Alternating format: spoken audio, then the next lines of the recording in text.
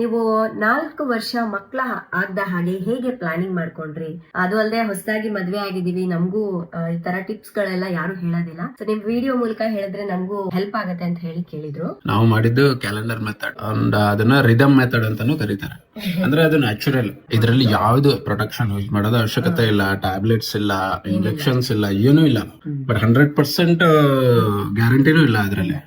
But first ಯಾವುದೇ family planning ಮಾಡೋದಕ್ಕಿಂತ ಮುಂಚೆ ಡಾಕ್ಟರ್ ಹತ್ರ ಹೋಗಿ ಹೆಲ್ತ್ ಚೆಕಪ್, ನಮ್ದು ಏಜ್ ಏನಿದೆ ಎಲ್ಲ ಅವ್ರ ಹತ್ರನ ತಿಳ್ಕೊಬೇಕಾದ. ಮಗುನ ಹರಿಯೋದು ತಾಯಿ ಮಾತ್ರ ಅಲ್ವಾ, ತಾಯಿ ಒಬ್ರೇ ಹೋಗ್ಬೇಕು ಅಂತ ಆತರ ಇಲ್ಲ. ಡಾಕ್ಟರ್ ಆದ್ರೂ ಕೂಡ ಇದೇ ಹೇಳ್ತಾರೆ, ಇಬ್ರು ಗಂಡ ಹೆಂಡತಿ ಬರ್ಬೇಕು ಅಂತ ಹೇಳ್ಬಿಟ್ಟು. ಯಾಕಂದ್ರೆ ಏಜ್ ಈಗ ಕೆಲವು ಜನರು 30 ಆದ್ಮೇಲೆ ಮದುವೆ ಮಾಡ್ಕೊಂಡಿರ್ತಾರೆ, ಕೆಲವು ಜನರು ಬರೀ 20 ಏಜ್ ಗೆನ ಮದುವೆ ಮಾಡ್ಕೊಂಡಿರ್ತಾರೆ. ಫ್ಯಾಮಿಲಿ ಪ್ಲಾನಿಂಗ್ ಹೆಂಗ್ ಮಾಡ್ಕೋಬೇಕು, ಅವ್ರ ವಯಸ್ಸು ಹೇಗಿದೆ, ಅವ್ರಿಗೆ ಏನೇನ್ ರೋಗ ಇದೆ, ಹೆಲ್ತ್ ಸ್ಟೇಟಸ್ ಹೆಂಗಿದೆ, ಫಿಟ್ನೆಸ್ ಹೆಂಗಿದೆ, ಇದೆಲ್ಲ ನೋಡಿದ್ಮೇಲೆ ನಾವ್ ಯಾವ ಮೆಥಡ್ ಅಲ್ಲಿ ಹೋಗ್ಬೇಕು ಅನ್ನೋದು ಕರೆಕ್ಟ್ ಆಗಿ ಗೊತ್ತಾಗುತ್ತೆ.